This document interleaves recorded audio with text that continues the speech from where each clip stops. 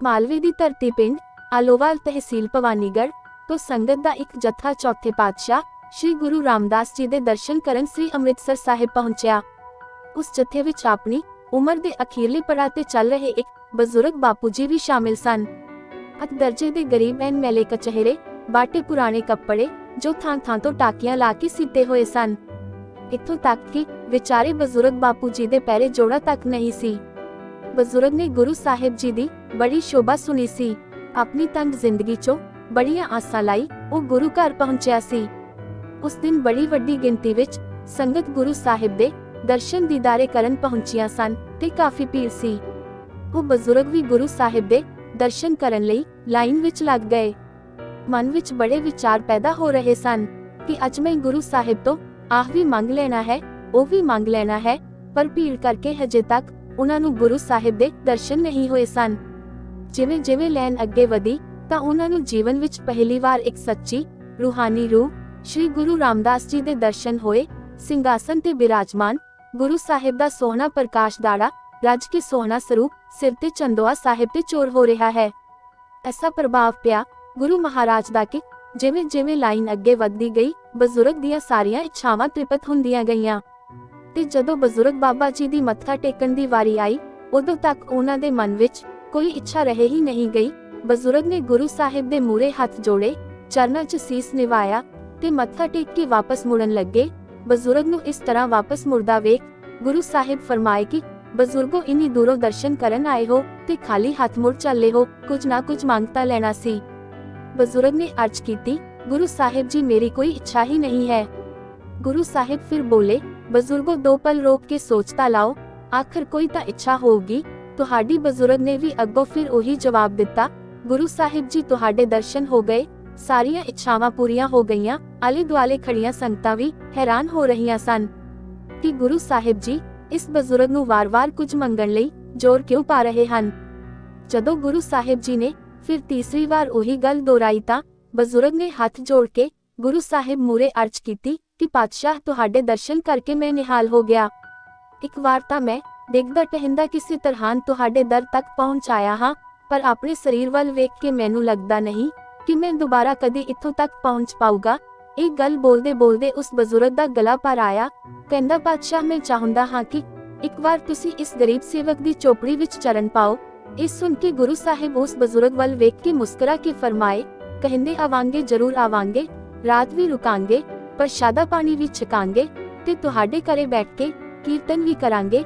ये जवाब सुन के वो बजुर्ग कुछ सोची पै गया ते फिर पुछण लगा, गुरु साहिब जी जदों तुसी आओगे तां तुहाडे नाल सिख किन्ने कक्का होणगे। गुरु साहिब फरमाए, कोई 30-40 तां होणगे। एक गल सुन के बजुर्ग दे मूहों सहज सुभाअ ही निकल गया कि गुरु साहिब जी जे इन्ने सिखां दे नाल आउणा है। फिर तुसी ना बजुर्ग दे मूहों निकली बिना वलवलेवे दी सीधी जेही गल सुन के पातशाह मुस्कुरा पए, कहंदे क्यों पाई साडे सिखां तो तुहानू की इतराज है। बजुर्ग ने कहा कि पातशाह मैनू इतराज कोई नहीं, पर मैं एक आत दर्जे दा गरीब बंदा हां, तुहानू तां मैं प्रशादा पानी छका देऊगा, पर 30 सिखां नू भोजन कराउणा मेरी समर्था तो बाहर है। गुरु साहिब फरमाए कि बजुर्गो तुसी इन्नी चिंता ना करो, अज भावें तुसी एक चोपड़े विच रहिंदे हो, पर जदों असी आवांगे उदों तुहाडा परिवार महलां वर्गियां वड्डियां वड्डियां हवेलियां च रहिंदा होऊगा। 40 दा की 400 नू लंगर छकाउण लग्गियां भी तुहानू एक तो दूजी वार सोचना नहीं पऊगा। ये सुन के वो बजुर्ग हैरान हो गया ते फिर हाथ जोड़ के कहन लगा, पातशाह मेरे बुढ़े शरीर हुण भरोसे लायक नहीं रहा, ये कदी भी साथ छड़ सकदा है। तुसी कदों आओगे, मेरे जिउंदे जी आता जाओगे ना। गुरु रामदास जी फरमाए कि नहीं बजुर्गो, जदों असी तुहाडे वेहड़े चरण पावांगे उदों ना तां तुसी इस दुनिया विच होवगे ते ना ही सरीरक रूप नाल असी रवांगे। असी 9वें गुरु दे जामे विच उस समय तुहाडे घरे चरण पावांगे जदों चौथी पीढ़ी विच इलाके दे वड्डे वड्डे लोकां विच तुहाडा नाम आउंदा होगा। तुहाडे वपार च काम करके ही अनेकां लोकां दे घर चलणगे। इस तो बाद समा इसी तरह निरंतर अपनी चाल चलदा रहा ते लगभग 80 तो 85 सालां बाद अज 9वें जामे च धन धन श्री गुरु तेग बहादुर जी पटियाले तो चल के अपने 30 सिखां दे जत्थे समेत उस चढ़ाई कर चुके बजुर्ग दे पिंड आलोवाल पहुंचदे हन। अज उस बजुर्ग बापू दे घर पूरियां लहरां पैरां हन। इलाके विच उन्हां दा चंगा तगड़ा वपार है। ਕਈ 100 ਕਿੱਲਿਆਂ 'ਚ ਤਾਂ ਉਹਨਾਂ ਦੇ ਅੰਬ ਤੇ ਬੇਰਾਂ ਦੇ ਵੱਡੇ ਵੱਡੇ ਬਾਗ ਹਨ। ਗੁਰੂ ਸਾਹਿਬ ਜੀ ਦੇ ਕਥਨਾਂ ਮੁਤਾਬਕ ਅੱਜ ਸੈਂਕੜੇ ਨੌਕਰਾਂ ਦਾ ਘਰ ਇਹਨਾਂ ਦੇ ਵਪਾਰ ਸਦਕਾ ਚੱਲਦਾ ਹੈ ਤੇ ਇਸ ਤੋਂ ਇਲਾਵਾ ਇਹਨਾਂ ਦਾ ਸ਼ਾਹੂਕਾਰੀ ਦਾ ਵੀ ਇੱਕ ਕਾਫੀ ਤਗੜਾ ਵਪਾਰ ਹੈ। ਅੱਜ ਉਹ ਬਜ਼ੁਰਗ ਬਾਪੂ ਦਾ ਇਸ ਸੰਸਾਰ ਤੋਂ ਜਾ ਚੁੱਕੇ ਹਨ ਤੇ ਚੌਥੀ ਪੀੜ੍ਹੀ ਤੋਂ ਅੱਜ ਉਹਨਾਂ ਦੇ ਪੜਪੋਤੇ ਇਸ ਕਾਰੋਬਾਰ ਨੂੰ ਸੰਭਾਲਦੇ ਹਨ।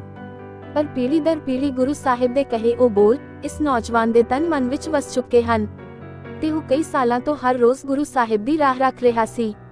ਪਰ ਅੱਜ ਜਦੋਂ ਇੱਕ ਨੌਕਰ ਨੇ 9ਵੇਂ ਪਾਤਸ਼ਾਹ ਦੇ ਪਿੰਡ ਆਗਮਨ ਦੀ ਗੱਲ ਦੱਸੀ ਤਾਂ ਇਸ ਨੌਜਵਾਨ ਦੇ ਚਾਹ ਦਾ ਕੋਈ ਟਿਕਾਣਾ ਨਹੀਂ ਰਿਹਾ ਤੇ ਉਹ ਤੁਰੰਤ ਪਿੰਡ ਦੀ ਹੱਦ ਤੱਕ ਗੁਰੂ ਸਾਹਿਬ ਨੂੰ ਲੈਣ ਲਈ ਅੱਪੜ ਗਿਆ ਤੇ ਗੁਰੂ ਸਾਹਿਬ ਜੀ ਤੇ ਉਹਨਾਂ ਦੇ ਨਾਲ ਦੇ ਸਿੱਖਾਂ ਨੂੰ ਸਤਿਕਾਰ ਸਹਿਤ ਆਪਣੇ ਕਰ ਲਿਆ। ਅੱਜ ਇੱਕ ਪਰਿਵਾਰ ਪਾਣੀ ਦੇ ਜਹਾਜ਼ ਦੇ ਆਕਾਰ ਬਣੀ ਮਹਿਲਾ ਵਰਗੇ ਸ਼ਾਨਦਾਰ ਹਵੇਲੀ ਵਿੱਚ ਰਹਿੰਦਾ ਹੈ। ਉਸ ਨੌਜਵਾਨ ਨੇ ਗੁਰੂ ਸਾਹਿਬ ਦੇ ਨਾਲ ਆਏ ਸਿੱਖਾਂ ਦੀ ਰੱਜ ਕੇ ਸੇਵਾ ਕੀਤੀ। ਸ਼ਾਮ ਨੂੰ ਗੁਰੂ ਸਾਹਿਬ ਜੀ ਨੇ ਪ੍ਰਸ਼ਾਦਾ ਪਾਣੀ ਛਕ ਕੇ ਆਰਾਮ ਕੀਤਾ ਤੇ ਫਿਰ ਅਗਲੇ ਦਿਨ ਅੰਮ੍ਰਿਤ ਵੇਲੇ ਇਸ਼ਨਾਨ ਪਾਣੀ ਕਰਕੇ ਉਸ ਹਵੇਲੀ ਵਿੱਚ ਬੈਠ ਕੇ ਕੀਰਤਨ ਦੀ ਤਾਰਾ ਛੇੜੀਆਂ ਤੇ ਉਸ ਹਵੇਲੀ ਦੇ ਭਾਗ ਜਗਾ ਦਿੱਤੇ। ਤੇ ਜਦੋਂ ਗੁਰੂ ਸਾਹਿਬ ਜੀ ਰਵਾਨਾ ਹੋਣ ਲੱਗੇ ਤਾਂ ਉਸ ਨੌਜਵਾਨ ਨੇ ਸੋਹਣਾ ਕੀਮਤੀ ਦੁਸ਼ਾਲਾ ਤੇ ਸੋਨੇ ਦੀਆਂ ਮੋਹਰਾਂ ਦਾ ਭਰਿਆ ਇੱਕ ਥਾਲ ਗੁਰੂ ਸਾਹਿਬ ਜੀ ਨੂੰ ਭੇਟਾ ਕੀਤਾ। ਗੁਰੂ ਸਾਹਿਬ ਜੀ ਨੇ ਥਾਲ ਚੋਂ ਦੁਸ਼ਾਲਾ ਤਾਂ ਚੱਕ ਲਿਆ ਤੇ ਮੋਹਰਾਂ ਵਾਲਾ ਥਾਲ ਹੱਥ ਨਾਲ ਭਰਾ ਕਰਤਾ। ਫਿਰ ਕਹਿਣ ਲੱਗੇ ਕਿ ਇਨ੍ਹਾਂ ਕੋ ਮੋਹਰਾਂ ਨਾਲ ਕੀ ਬਣਦਾ ਹੈ, ਸਾਨੂੰ ਹੋਰ ਮੋਹਰਾਂ ਚਾਹੀਦੀਆਂ ਹਨ। ਤਾਂ ਉਸ ਨੌਜਵਾਨ ਨੇ ਅਰਜ਼ ਕੀਤੀ ਕਿ ਠੀਕ ਹਾਂ ਗੁਰੂ ਸਾਹਿਬ, ਸਾਡੀ ਤਿਜੋਰੀ ਵਿੱਚ ਮੋਹਰਾਂ ਦਾ ਇੱਕ ਹੋਰ ਥਾਲ ਭਰਿਆ ਪਿਆ ਹੈ, ਮੈਂ ਉਹ ਵੀ ਲਿਆ ਕਿ ਤੁਹਾਡੇ ਚਰਨਾਂ ਵਿੱਚ ਭੇਟਾ ਕਰ ਦਿੰਦਾ ਹਾਂ। ਗੁਰੂ ਸਾਹਿਬ ਜੀ ਫਰਮਾਏ ਕਿ ਇੱਕ ਦੋ ਥਾਲ ਨਹੀਂ, ਸਾਨੂੰ ਤਾਂ ਇੱਕ ਗੱਡਾ ਭਰ ਕੇ ਮੋਹਰਾਂ ਚਾਹੀਦੀਆਂ ਹਨ। ਇਹ ਸੁਣ ਕੇ ਉਹ ਨੌਜਵਾਨ ਚੱਕਰ ਵਿੱਚ ਪੈ ਗਿਆ। ਕਹਿੰਦਾ ਗੁਰੂ ਸਾਹਿਬ ਜੀ, ਅੱਜ ਸਾਡੇ ਕੋਲ ਜੋ ਕੁਝ ਵੀ ਹੈ ਉਹ ਤੁਹਾਡਾ ਹੀ ਬਖਸ਼ਿਆ ਹੋਇਆ ਹੈ। ਜੇ ਤੁਸੀਂ ਹੁਕਮ ਦਿਓ ਤਾਂ ਮੈਂ ਆਪਣਾ ਸਭ ਕੁਝ ਵੇਚ ਵਟ ਕੇ ਗੱਡਾ ਭਰ ਮੋਹਰਾਂ ਇਕੱਠਾ ਕਰਕੇ ਲਿਆਉਣਾ, ਪਰ ਮਾਫ ਕਰਿਓ ਫਿਲਹਾਲ ਮੇਰੇ ਕੋਲ ਇੰਨੀ ਵੱਡੀ ਗਿਣਤੀ ਵਿੱਚ ਮੋਹਰਾਂ ਨਹੀਂ ਹਨ। ਗੁਰੂ ਸਾਹਿਬ ਫਰਮਾਏ ਕਿ ਠੀਕ ਹਾਂ ਪੁੱਤਰਾ, ਫਿਰ ਤੁਸੀਂ ਅੱਜ ਤੋਂ ਮੋਹਰਾਂ ਇਕੱਠੀਆਂ ਕਰਨੀਆਂ ਸ਼ੁਰੂ ਕਰ ਦਿਓ। ਜਦੋਂ ਸਾਨੂੰ ਲੋੜ ਹੋਈ ਅਸੀਂ ਤੁਹਾਡੇ ਤੋਂ ਗੱਡਾ ਭਰ ਕੇ ਮੋਹਰਾਂ ਦੀ ਸੇਵਾ ਲੈ ਲੈਣੀ ਹੈ। ਉਸ ਨੌਜਵਾਨ ਨੂੰ ਆਪਾਂ ਇਤਿਹਾਸ ਵਿੱਚ ਦੀਵਾਨ ਟੋਡਰਮਲ ਜੀ ਦੇ ਨਾਮ ਨਾਲ ਜਾਣਦੇ ਹਾਂ ਤੇ ਇਹ ਕੁਝ ਕੁ ਸਾਲ ਪਹਿਲਾਂ ਗੁਰਦੁਆਰਾ ਸ੍ਰੀ ਫਤਿਹਗੜ੍ਹ ਸਾਹਿਬ ਜੀ ਦੇ ਇਤਿਹਾਸਕਾਰਾਂ ਦੀ ਟੀਮ ਨੇ ਇਹਨਾਂ ਦੇ ਨਾਮ ਦੇ ਨਾਲ ਜੈਨ ਸ਼ਬਦ ਵੀ ਜੋੜਤਾ ਹੈ। ਸੋ ਇਹਨਾਂ ਦਾ ਪੂਰਾ ਨਾਮ ਬਣਦਾ ਹੈ ਦੀਵਾਨ ਭਾਈ ਟੋਡਰਮਲ ਜੀ ਜੈਨ। ਤੇ ਅੱਗੇ ਦਾ ਮੋਟਾ ਇਤਿਹਾਸ ਦਾ ਆਪਾਂ ਜਾਣਦੇ ਹਾਂ ਕਿ ਗੁਰੂ ਸਾਹਿਬ ਜੀ ਨੇ ਕਦੋਂ ਤੇ ਕਿਵੇਂ ਦੀਵਾਨ ਟੋਡਰਮਲ ਜੀ ਤੋਂ ਇਸ ਸੇਵਾ ਲਈ ਸੀ। ਪਰ ਫਿਰ ਵੀ ਆਪਾਂ ਅੱਜ ਇਤਿਹਾਸ ਦੇ ਵਰਕਿਆਂ 'ਚ ਡੂੰਘਾਈ ਤੱਕ ਉਤਰਨ ਦੀ ਕੋਸ਼ਿਸ਼ ਕਰਾਂਗੇ। ਜਦੋਂ ਦੀਵਾਨ ਟੋਡਰਮਲ ਜੀ ਨੂੰ ਸ਼ਹੀਦੀ ਦੀ ਖਬਰ ਮਿਲੀ, ਉਦੋਂ ਤੱਕ ਮਾਤਾ ਜੀ ਦੇ ਛੋਟੇ ਸਾਹਿਬਜ਼ਾਦਿਆਂ ਦੀ ਪਵਿੱਤਰ ਦੇਹਾਂ ਨੂੰ ਹਸਲਾ ਨਦੀ ਦੇ ਕਿਨਾਰੇ ਪਈਆਂ ਨੂੰ 3 ਦਿਨ ਬੀਤ ਚੁੱਕੇ ਸਨ। ਭਾਈ ਟੋਡਰਮਲ ਜੀ ਉਸ ਸਥਾਨ ਤੇ ਭੱਜ ਕੇ ਪਹੁੰਚੇ, ਪਰ ਉੱਥੇ ਫੌਜਾਂ ਦਾ ਪਹਿਰਾ ਸੀ। ਇਹਨਾਂ ਨੂੰ ਪਵਿੱਤਰ ਦੇਹਾਂ ਨੂੰ ਛੂਹਣ ਤੱਕ ਨਹੀਂ ਦਿੱਤਾ ਗਿਆ, ਕਿਉਂਕਿ ਵਜ਼ੀਰ ਖਾਨ ਦਾ ਹੁਕਮ ਸੀ ਕਿ ਕਿਸੇ ਨੂੰ ਨੇੜੇ ਨਹੀਂ ਜਾਣ ਦੇਣਾ।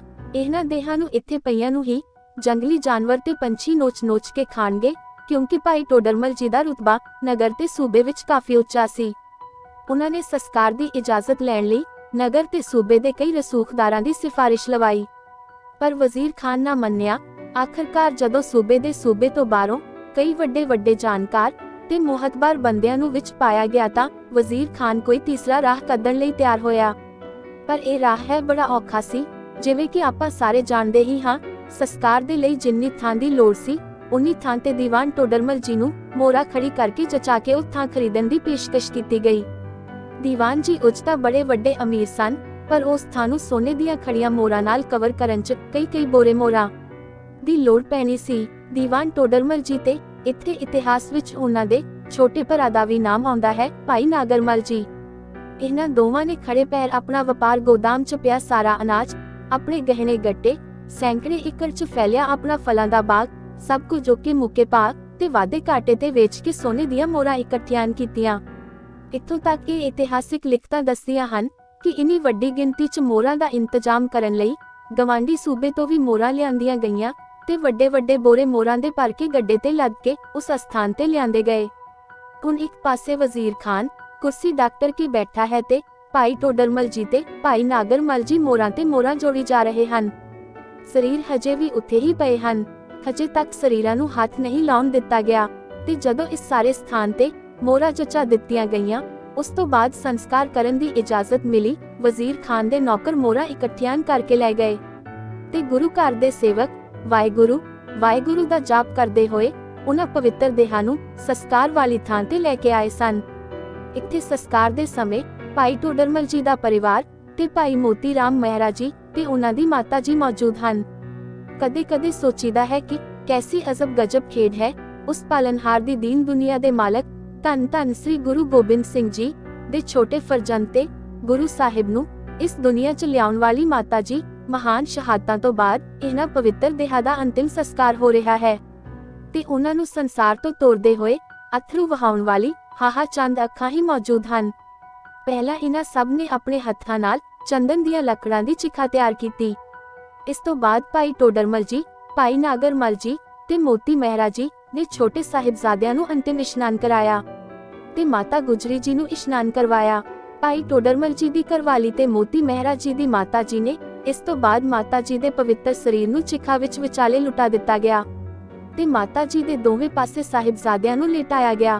ਕਿਸੇ ਵੀ ਤਾਂ ਸਿੱਖ ਸਰੋਤ ਵਿੱਚ ਤਰੀਕ ਦਾ ਜ਼ਿਕਰ ਨਹੀਂ ਮਿਲਦਾ, ਪਰ ਮੰਨਿਆ ਜਾਂਦਾ ਹੈ ਕਿ 14 ਤੋਂ 15 ਪੋਹ ਦੇ ਕਰੀਬ ਇਹਨਾਂ ਸਭ ਨੇ ਰਲ ਕੇ ਤੇ ਫੁੱਲ ਚੁਗੇ ਹੋਣਗੇ ਤੇ ਵਿਭੂਤੀ ਨੂੰ ਅਟਕੜੇ ਵਿੱਚ ਪਾ ਲਿਆ ਗਿਆ ਸੀ ਤੇ ਕਿਉਂਕਿ ਇਹ ਥਾਂ ਹੁਣ ਕਾਨੂੰਨੀ ਰੂਪ ਨਾਲ ਦੀਵਾਨ ਜੀ ਨੇ ਖਰੀਦ ਲਈ ਸੀ, ਇਹ ਵਿਭੂਤੀ ਦਾ ਕੜਾ ਉਸ ਥੜੇ ਵਿੱਚ ਸਥਾਪਿਤ ਕਰ ਦਿੱਤਾ ਗਿਆ ਤੇ ਕੁਝ ਸਮੇਂ ਬਾਅਦ ਜਦੋਂ ਦੀਵਾਨ ਟੋਡਰਮਲ ਜੀ ਨੂੰ ਦਸ਼ਮੇਸ਼ ਪਾਤਸ਼ਾਹ ਦੇ ਦਰਸ਼ਨ ਹੋਏ ਤਾਂ ਗੁਰੂ ਘਰ ਪ੍ਰਤੀ ਉਹਨਾਂ ਦਾ ਸਮਰਪਣ ਦੇਖ ਕੇ ਗੁਰੂ ਸਾਹਿਬ ਨੇ ਉਹਨਾਂ ਨੂੰ ਕੋਈ ਵਰ ਮੰਗਣ ਲਈ ਕਿਹਾ। ਤਦ ਦੀਵਾਨ ਜੀ ਨੇ ਜੋ ਮੰਗਿਆ ਉਹ ਸੁਣ ਕੇ ਆਲੇ ਦੁਆਲੇ ਖੜੀ ਸਾਰੀ ਸੰਗਤ ਹੈਰਾਨ ਰਹਿ ਗਈ। ਦੀਵਾਨ ਜੀ ਨੇ ਅਰਜ਼ ਕੀਤੀ ਕਿ ਗੁਰੂ ਸਾਹਿਬ ਜੀ ਤੁਸੀਂ ਵਰ ਦਿਓ ਕਿ ਮੇਰਾ ਇਹ ਵੰਸ਼ ਇੱਥੇ ਹੀ ਮੁੱਕ ਜਾਵੇ, ਅੱਗੇ ਨਾ ਵਧੇ। ਜਦ ਬਾਅਦ ਵਿੱਚ ਸਿੱਖਾਂ ਨੇ ਇਹ ਵਰ ਮੰਗਣ ਦਾ ਕਾਰਨ ਪੁੱਛਿਆ ਤਾਂ ਉਹਨਾਂ ਦਾ ਕਹਿਣਾ ਸੀ ਕਿ ਇਹ ਜ਼ਮੀਨ ਮੈਂ ਗੁਰੂ ਘਰ ਦੇ ਚਰਨਾਂ ਵਿੱਚ ਭੇਟ ਕੀਤੀ ਹੈ। ਮੈਂ ਨਹੀਂ ਚਾਹੁੰਦਾ ਕਿ ਕੱਲ ਨੂੰ ਮੇਰੇ ਪੁੱਤਰ ਜੇ ਮੇਰੀਆਂ ਅਗਲੀਆਂ ਪੀੜ੍ਹੀਆਂ ਚੋਂ ਕੋਈ ਆ ਕੇ ਦਾਵਾ ਕਰੇ ਕਿ ਇਹ ਜ਼ਮੀਨ ਸਾਡੇ ਵਡੇਰਿਆਂ ਨੇ ਖਰੀਦੀ ਸੀ ਤੇ ਇਸ ਦੇ ਮਾਲਕ ਅਸੀਂ ਹੈ। ਕਿੰਨੀ ਮਹਾਨ ਸੋਚ ਸੀ ਉਸ ਗੁਰੂ ਦੇ ਮਹਾਨ ਸਿੱਖ ਦੀ। ਜਾਣਕਾਰੀ ਵਧੀਆ ਲੱਗੀ ਤਾਂ ਵੀਡੀਓ ਨੂੰ ਲਾਈਕ ਕਰ ਦਿਓ ਤੇ ਹੋ ਸਕੇ ਤਾਂ ਅੱਗੇ ਸ਼ੇਅਰ ਵੀ ਜ਼ਰੂਰ ਕਰਨਾ, ਕਿਉਂਕਿ ਇਹ ਮਾਨਯੋਗ ਇਤਿਹਾਸ ਸਾਡੇ ਬੱਚਿਆਂ ਦਾ ਜ਼ਰੂਰ ਪਹੁੰਚਣਾ ਚਾਹੀਦਾ ਹੈ।